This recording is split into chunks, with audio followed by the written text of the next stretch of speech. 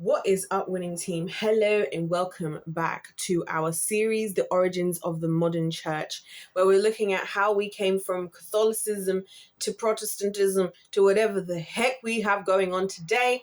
And we have just finished up talking in the previous video. It's all linked in the description, the entire thing. The whole explanation from the beginning of when Martin Luther went to Rome and saw that there was some fake, phony stuff going on. There was some sketchy behaviors in the so-called quote-unquote places of the Lord. And you're going to need to catch up with that and how things changed, what happened, how he doubled back, compromised on his initial mission, the results of that. And we finished out with him, in Germany, choosing to side with the royals, changing a lot of things. You can go and check that out, that video out to hear more about that. And what we're going to do is take a slight little detour to talk about what was happening meanwhile in Europe as a whole, because obviously we've been looking at this from the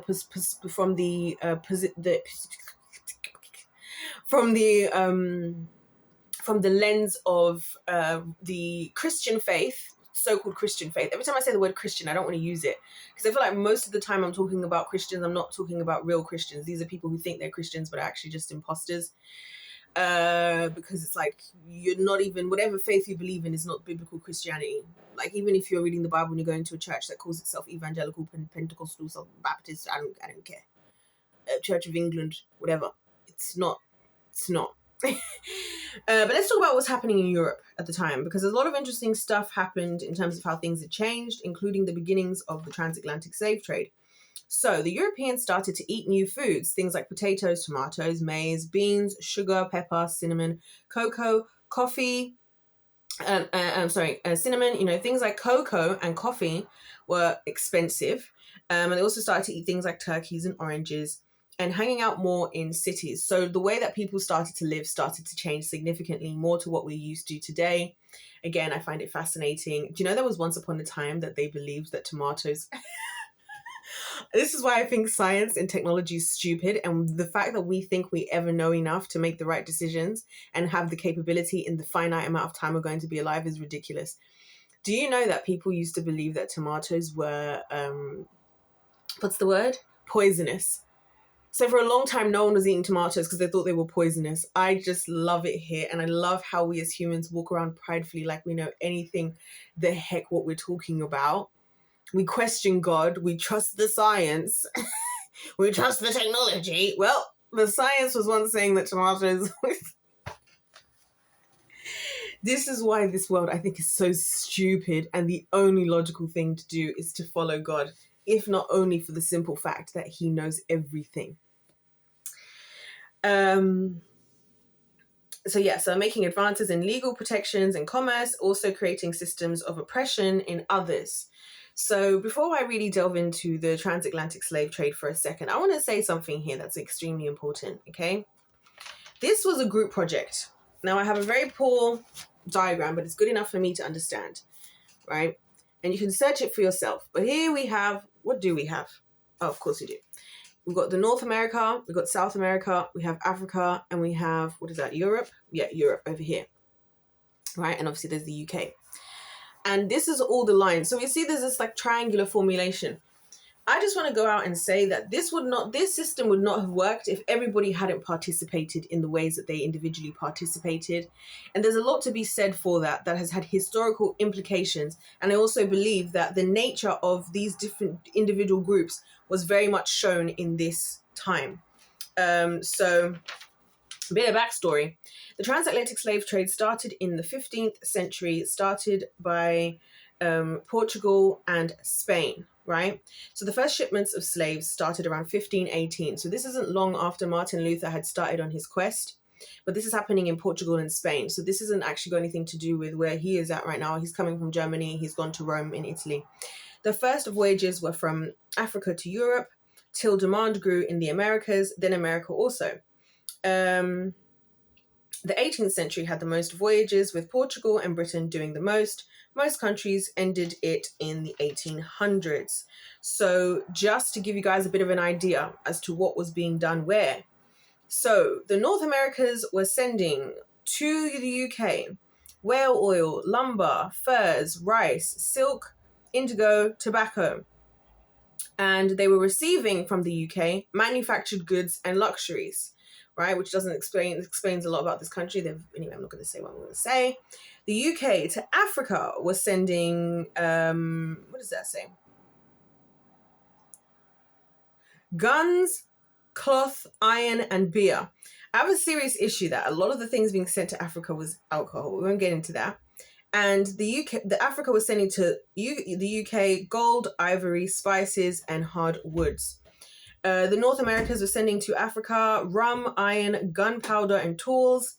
Obviously, Africa was sending to the West Indies and everybody enslaved people. South America was sending over to Europe and the UK sugar, molasses, and wood. The West Indies were sending to America slaves, sugar, and molasses. And the North America was selling to the West Indies fish, flour, and livestock. Everybody's all sharing everything, basically, is what I'm trying to say. Because again, that's how God intended for things to happen. I believe that we all have things that we all make. And if we're all responsible and we're all protective about where we're from, and we're all proud or patriotic of where we come from, and we look after our land and we look after our people, then we can go and trade and share with other people, and everybody can exist in harmony. Unfortunately, everybody involved, a lot of people involved in this had their own ulterior motives. We know that in the Europe areas, they still are to this day, are absolutely dedicated more than anything to holding on to their power, and therefore want to keep everything within their families and do all of this, so where they could look after, say, the country better and share their wealth. I mean, I can't even go into these museums in London. I'll be so honest. I can't go to these museums for so many reasons. One of them being seeing all the stuff that they're like, this taken from Egypt, this taken from Africa. I'm like, you went and took things from other people's countries. It just doesn't sit right with me. So no, I don't go to the British Museum or whatever, and I don't go to those places. I'll go to the Science Museum. The Science Museum's a shout. I think it's free as well, by the way. But you know, I don't like to go to those places because it's just a reminder. Or like, what's that building? There's a building where they basically just show like all the jewels that the royal family owns, and it makes me sick to my stomach because I'm like, the simple fact of, I'm like, if you're gonna take the stuff, at least look after your people, for goodness sake. At least look after the Brits if you're gonna go and take all this stuff from other countries. You know what I mean? Having said that, a lot of things were given willingly, like the slaves themselves. And it's important that I mention that as somebody who is, of course, of African descent, who's an African, although I'm from the southern of Africa, right? Yeah, the slaves were being sold. And I'm not going to lie to you guys, that doesn't surprise me. A lot of the things that are happening here are very indicative of how people turned out to be to this day. And that's why I'm kind of highlighting this. And I'm specifically highlighting this for the Europe and for Africa in this aspect because I've got more experience there. I don't necessarily want to comment so much on the America of it all, although I kind of see it the same way as I always have done. You know what I mean? Because America is so big. The difference between like America and here is America is so big that America can do a lot more things just based on the amount of land mass. Whereas here, there's a lot of conflicts and problems. And that's why I've noticed that we no longer have space to build outwards. We now can only build upward. And that's why the more and more I go to London, the more and more there's another taller building and another building and another building. There's another new flats. There's another new build. And I'm just like, we have no space to go to build anything. Everything's building up. It's nothing that frustrates me about living here is everything is small. The houses are small. Like, this is why I don't like being indoors, because I feel constantly claustrophobic. Because everything's just so small. It's good in some ways. Like right now, I can easily just go and walk to my local supermarkets, 3 of them, walking distance from here within 15 minutes. Right? The next one I can walk to within 30 minutes. It's kind of crazy. The hospital's there. I can walk there within like 7 minutes. The industrial area is about 10 minutes that way. You know what I'm saying? So it's kind of crazy in that aspect. And it's kind of good in that aspect because I like to walk places.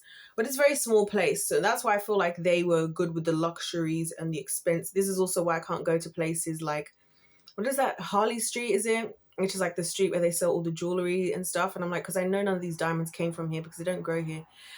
And I also know from like places where I come from, you know, how like the Cecil Rhodes of it all, you know, who came because he had some weird condition from the UK and they moved to Rhodesia. Well, I don't know what it was called before it was called Rhodesia.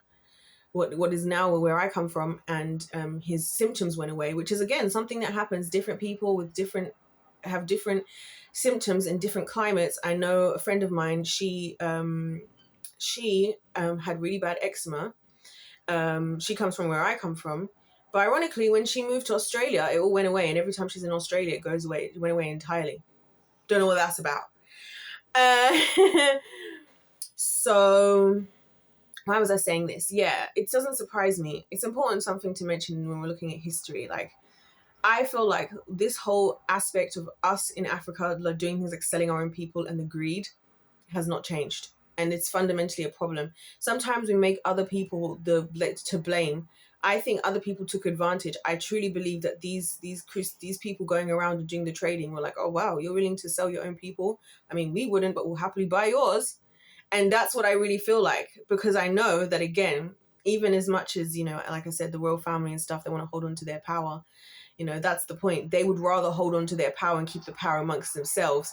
And it's like, these things haven't changed. That's why I kind of wanted to touch on that a little bit, where it's like, if Africa would show the same amount of dedication, like the leaders, to its people, in a way, just like how other countries do, I would be having so much more respect. But the fact that we were happily able to sell slaves, to me, says a lot. You know, like even like I've been told, right, from people from where I come from, there is a hierarchical system where I come from, and it is more prevalent than here. Like here, I feel like obviously the hierarchy is more based on like maybe your salary, and so you might be considered working class, middle class, upper class, you know, all of that.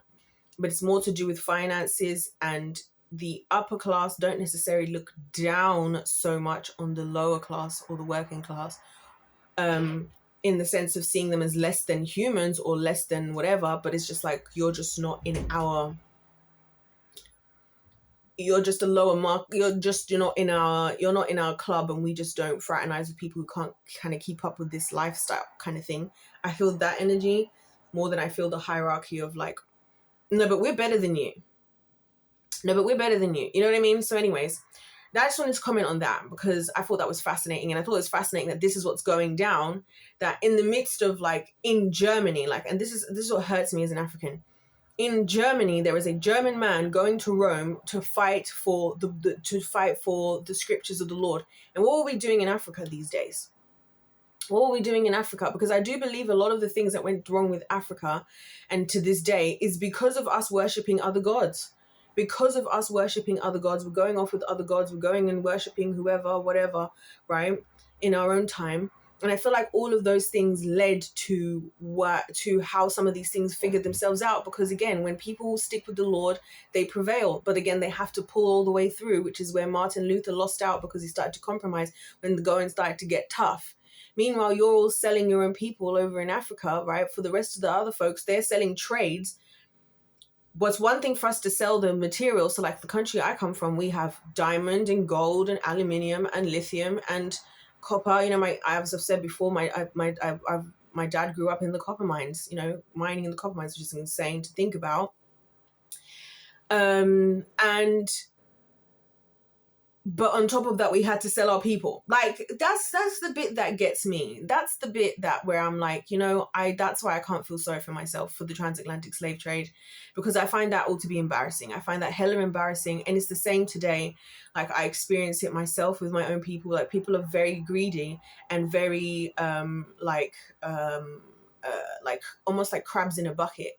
It's like if you're getting on top and you're doing well. This is where sometimes I kind of love the Western cultures of how you don't do certain things and everybody's a little bit more independent and whatnot, and kind of doesn't expect so much from others. Because I feel like if you're successful, like especially like in my experience, especially growing up outside of the UK, you know, and you hear the stories. If you guys want to hear, there's stories, people talk about this on the internet all the time. And it's not just in Africa, but I'm speaking from my own behalf, where it's like, oh, you're in the West, rather than us teaming up together and like bringing all of our intelligences together to help our people. It's like, oh no, we just want to drain your bank account. We just want to drain your bank account because you must be enjoying life lavishly living over there with the white man, essentially. You know what I mean? I'm using the white man as like as a visualization of Europe and like the West, in general. And so there's no sense of collaboration. That's kind of why I gave up, by the way. Any dreams of me going and like trying to champion alongside there. I have my reasons for why I gave up on all of the different countries of the world, right? And why I only serve the Lord. I have a reason for everywhere. If you want to know, feel free to ask. But that's one of the reasons, because I realized the people themselves are, because I get it when we're in tough times. But this is my thing again. When you're in tough times, you don't turn on your own people. You band together with your own people. And that's something we see from this country. The reason why Islam is doing so well to take over is because the countries that are predominantly Muslim, who bring their people here, once they come here, and this is what made me realize I don't see this enough with Africans, they do everything together. They get a house, they live together, they all take responsibility, they have a business, everybody works on the business together, everybody does whatever they can, they do whatever they can for their community, even if it's for free, they don't care, they will do it, right? And I find a lot of times when I've worked with people, again, I hate to say it, but those are people from where I come from, it's, oh, well, how much money am I getting out of it? And how much is this? And how much is that? It's like, are we not capable of just banding together as a team and just working for the benefit of everybody overall? You know what I'm saying? I don't get why we don't do that in all reality. Why are we not thinking about what's best for the family at large? That's happening in my family right now. This whole fight for after my grandparents died and they left this trust fund. When I tell you, oh my gosh, the ugliness going on behind the scenes that I have nothing involvement in. This why I'm keeping myself far distant away. I'm like, this could have been an opportunity for us as a family to regroup and like take everybody's issues into account and like try and think of what's best for everybody. There's properties, there's money, there's all sorts, and absolutely diddly squat is happening because everybody's just in it for themselves and there's no sense of teamwork. And this is what I'm saying. I'm like, it's not even just that's what I'm seeing on the news. It's not even just how the government operates or the governments operate. It's literally the people themselves. It's literally the people themselves. So when I hear this stuff about this transit, that's why I'm saying this stuff is very contextual. It doesn't surprise me. I honestly feel like other countries potentially could have given slaves if they wanted to, but I don't necessarily believe that they were prepared to even, to be honest. Whereas we were for what? Oh, because you're going to get some money or we'll just sell some other people. And I do believe that a lot of it is because the long history of Africa, like, especially because it's one of the countries with well, it's a continent, my goodness. But then again, this is another reason why I think the school system is a scam, can I just say? Because when I was at school, this is what I was taught in geography at school. When I was at school in year 9, okay? I was taught that there are 5 continents and they all start with A. So I only discovered that wasn't the case when I had a conversation with a kid who was telling me about the continents. They were like, there's 7 continents, there's this. Europe wasn't considered a continent. This is what I learned in school. That's why I'm like, this education system is nothing to trust in and believe in because everything is just changing. And then somebody even laughed at me. They were like, how did you not know that? I'm like, because of what I was taught at school. That's why. Do you know what I mean? Like, that's what I was taught. Sue me for going with what I was taught. Like, do you see how crazy it is to live here, like on this planet? Anyway, so there's a lot of history, and I believe that so much of the demonic aspects of the African people are so deeply set into the culture that like a lot of work would have to be done, a lot of humility and a lot of changes, and I don't know what it would take. What I will say is I think Africa should operate like the United States and should become states, and it should be the United States of Africa, and we should all work together. That's what I think we should do. But anyway, we won't get into that too much. So I just wanted to give you guys a bit of a backstory of what was going on. I mean, I know I mostly talked about the African side of things, but I just felt like, you guys, you hear a lot of stuff. I'm trying to keep you guys informed, and I'm giving you my thoughts from an inside perspective, not from whatever the Western history books wanted to tell you from a bunch of people that went to do a PhD after they lived in South Africa for 4 years. No, like take it from somebody who comes from the lineage, you know what I mean, who grew up around that.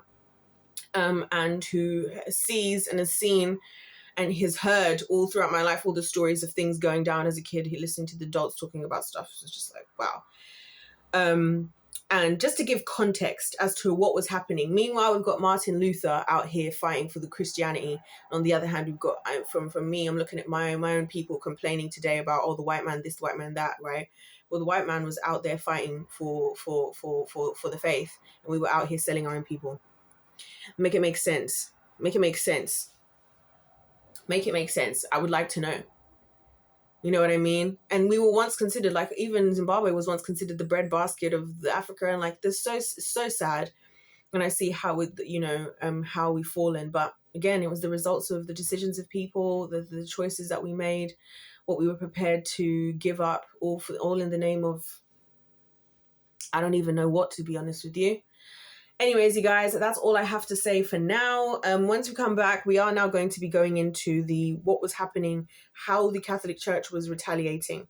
I just wanted to take this moment to go on a little detour to discuss what was going on with the transatlantic slave trade at that time, just so that we have context. That's what I'm saying. We've got to be thinking about everything at the same time. Just like when you read the Bible, when you read scriptures about things in history, like in the Bible, you should also go and do this research in history. I do this all the time, of what was happening in the world, so you can get an idea for the church, the people of God versus the world. Just like now, I'm saying, like, this is where I'm like, where's the Lord taking us as the people of God now versus where is the world at? I'm very well aware of what the world is at, and I'm very well aware of where the people of God are at, and I'm very disappointed. That's why you guys keep hearing me complaining about, God, we need to get to the promised land, please get us there, because I'm like, wow, we're supposed to be living separately, and we don't even have a way to be living separately to the world. That's absolutely horrifying. And to think that things haven't changed. So yeah, come back for that. It's not going to be today because, as you can see, the sun is setting because it's now the winter, what's coming to winter. So the sun sets really early, and I have recorded a couple of videos, so I'll give you guys time to catch up if you'd like to keep caught up.